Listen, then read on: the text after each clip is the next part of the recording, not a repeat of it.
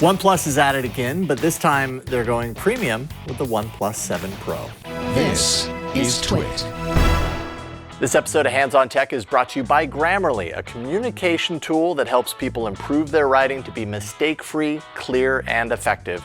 Start writing confidently by going to grammarly.com/hot and get 20% off a Grammarly Premium account.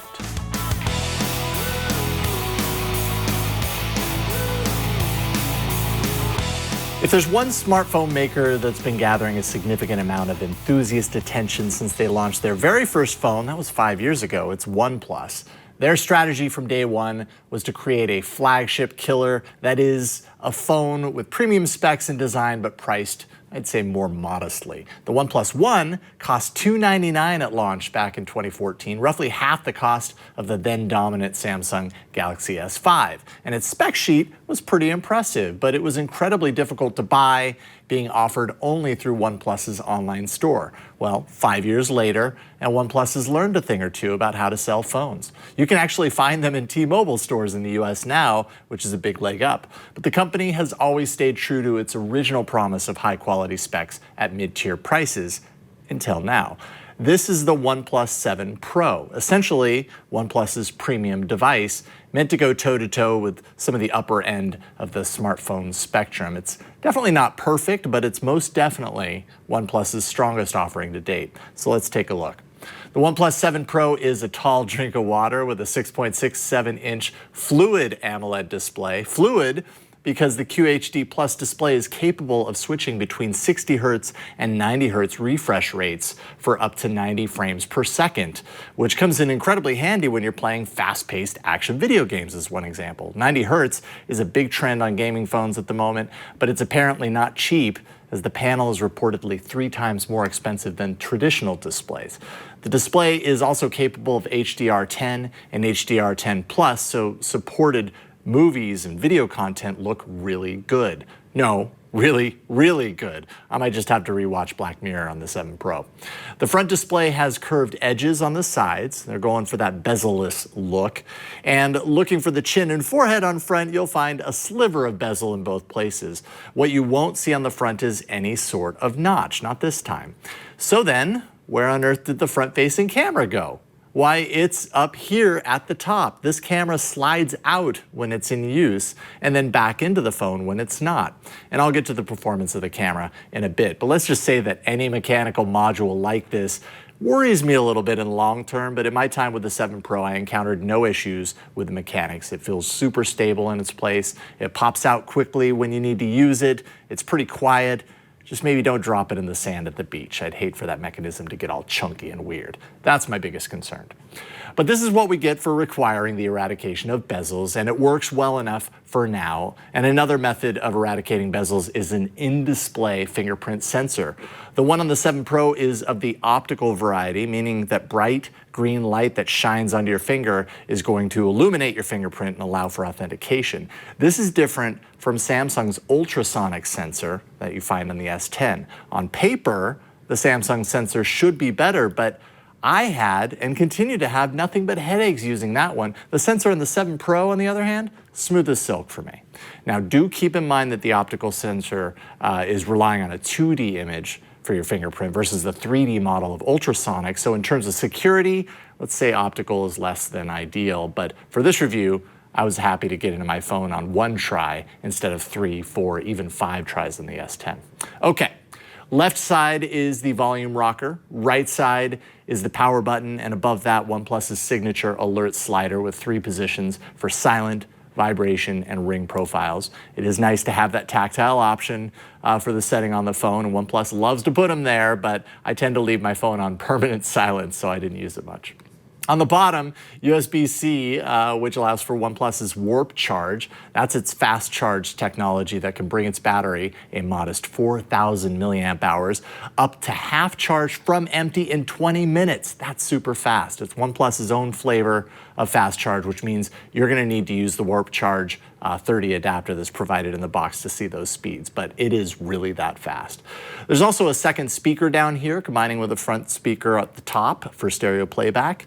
On the back, you're going to see a triple camera array offering 48 megapixel shooter with optical image stabilization, an 8 megapixel telephoto lens offering 3 times optical zoom, and a 16 megapixel wide angle lens. This is the kind of combo that I've gotten a little bit comfortable in expecting out of flagships, so I'm really happy to see this flexibility out of the box. Also, you've probably already noticed this fetching nebula blue hue that catches the light, I think in a very attractive, diffuse sort of way.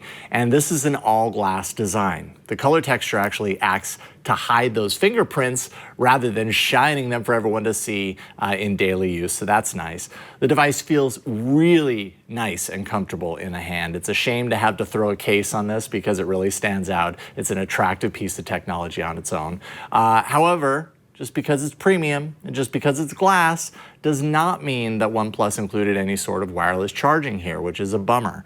You'll also not find a headphone port on the device if you're looking for that, so make sure your Bluetooth headphones are charged up and ready to go. OnePlus would hope that you buy their new Bullets Wireless 2 headphones to do that. This episode of Hands on Tech is brought to you by Grammarly, a communication tool that helps people improve their writing to be mistake-free, clear, and effective. Grammarly Premium looks out for spelling, grammar, plus advanced punctuation, style within context, conciseness, and readability for different occasions. It's available on multiple browsers and platforms. Stop making email typos from your phone. Show your best self through writing with Grammarly. Go to Grammarly.com/hot to get 20% off your Grammarly Premium account today. That's Grammarly.com/hot for 20% off your Grammarly Premium account. Now inside, there's a top-of-the-line Snapdragon 855 processor with up to 12 gigs of RAM, up to 256 gigs of UFS 3.0 storage, which, by the way, is 2 times the speed of UFS 2.1 storage.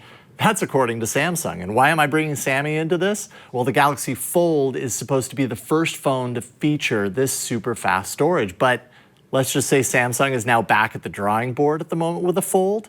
So that leaves the OnePlus 7 Pro to step in as the first in this category. And if there's one thing I've noticed about the OnePlus 7 Pro, it is fast. Seriously, this attention to speed, maximum memory, you name it, it's kind of spoiled me and raised the bar as far as what I expect out of a premium phone's performance. Everything is fluid, nothing gets in the way. I mean, I'm not saying that any modern smartphone really needs 12 gigs of RAM, but if it's possible to have it, why the heck not? Especially if it means smooth performance like that you will find on the OnePlus 7 Pro. And along with smoothness comes fluidity, which is what it's like gaming on the OnePlus 7 Pro. That 90 Hertz refresh rounds out any perceptible edges you might think that you see in games. There's a reason that all of these high refresh rates are so popular among gamers, and those benefits are now front and center while gaming on this device. The only thing missing from the 7 Pro is some sort of like splashy LED color panel on the back like other gaming phones have. And honestly, I much prefer this design any day of the week, but that's me. All right, the 7 Pro looks amazing, it feels substantial, but it also takes pictures. And anyone who's spent time with OnePlus phones in the past will probably tell you that picture quality can be a mixed bag on their phones. Never horrible, but never industry examples of greatness either. So what do we have on the OnePlus 7 Pro? I'd say modest improvements. Sticking with the rear cameras first, you've got the triple camera options, and those 3 options are very nice to have. But again, the quality of the shots, I wouldn't say they were always up to my standards. The wide angle is probably my current favorite option, stylistically speaking, and I'm happy to have it here. It's not the fisheye effects themselves that I dislike on this phone. I got really used to those effects on the S10. It's that anything outside of that ultra sharp center point just really feels soft, feels a little smeary. There's a general graininess in the regular shooter and the telephoto that came through time and time again. All 3 cameras aren't really matched with each other either. Really, it's simply a lack of clarity when you throw it into zoom. I will say it snaps these photos super fast though, but again, I get lots of smears with moving objects depending on the light, and even low light wasn't up to the challenge in most cases. OnePlus actually included a dedicated night mode that works only on the rear-facing cameras, and it's probably better than night shots on previous OnePlus phones, but it's still pretty meh. As for the pop-out front-facing camera, what can I say? It does a good job, and it's neat to watch it pop in and out. The quality of the photos, again, reasonable and fine, nothing amazing, but nothing really bad either. It's a passable front-facing camera that does a neat hiding trick when it's not in use, and that's it. So then, the OnePlus story always comes down to the price. Their devices have typically hit the $500 to $600 range in the past few years, and the standard version of the OnePlus 7 is going to hit more in that traditional range, but the 7 Pro here is different. And OnePlus has it priced at $669 to start. The version I have here runs $749, so still shy of the absolute top-of-the-line devices out there, but definitely in the higher tier of pricing.